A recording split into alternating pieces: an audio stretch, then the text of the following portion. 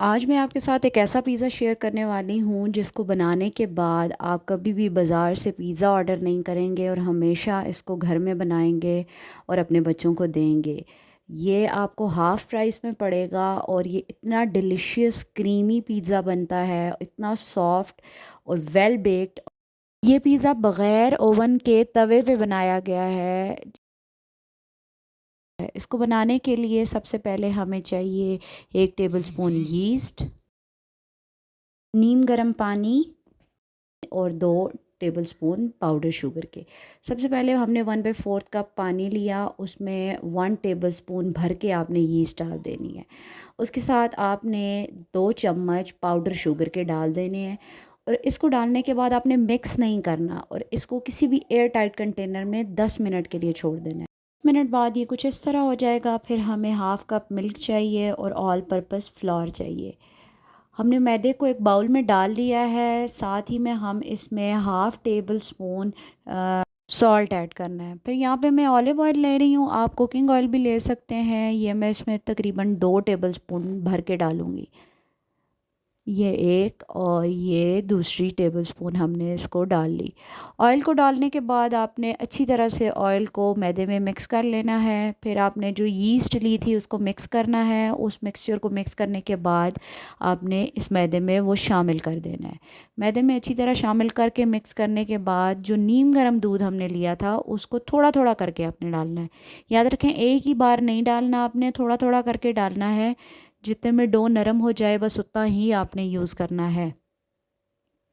इसको फिर अच्छी तरह से मैं हाथों से की मदद से गूंद लूँगी ताकि ये अच्छी सी सॉफ्ट सी डो बन जाए। डो बहुत ज़्यादा सॉफ्ट भी नहीं हो और बहुत ज़्यादा हार्ड भी नहीं हो।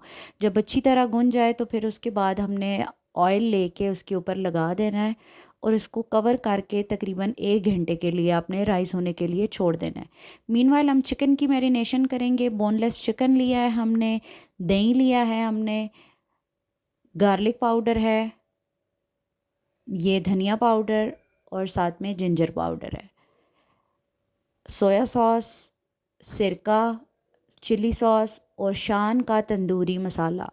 ये सारी चीज़ें हम इसमें डालेंगे और डालने के बाद अच्छी तरह से चिकन को मैरिनेट करके 10 से 15 मिनट के लिए छोड़ देंगे। ये दही डाल के हमने इसको अच्छी तरह से मैरिनेट कर लिया है। स्पाइसेस आप अपने टेस्ट के अकॉर्डिंग कम या ज़्यादा कर सकते हैं।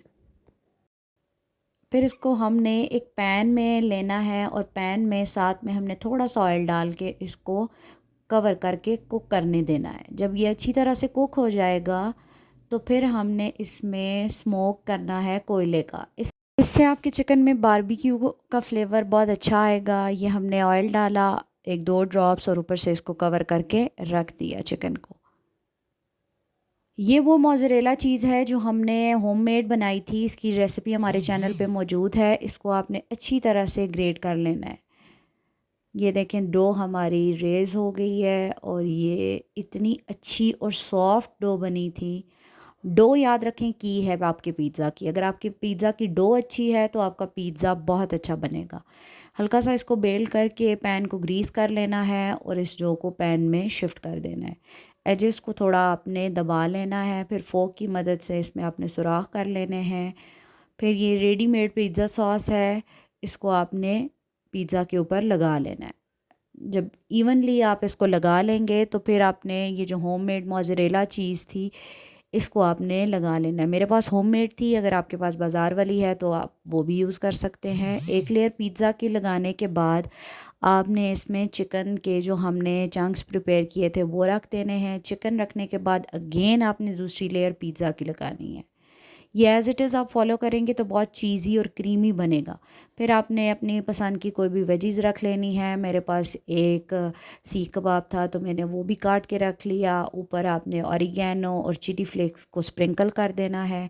ये 2 पैन हमने हीट किए थे। एक तवा, प्री हीटेड तवा, 10 मिनट के लिए इसको आपने प्री हीट करना है। फिर आपने इसको ऊपर से रख देना है और दूसरा पैन जो आपने प्री हीट किया था उसको ऊपर से कवर कर देना है।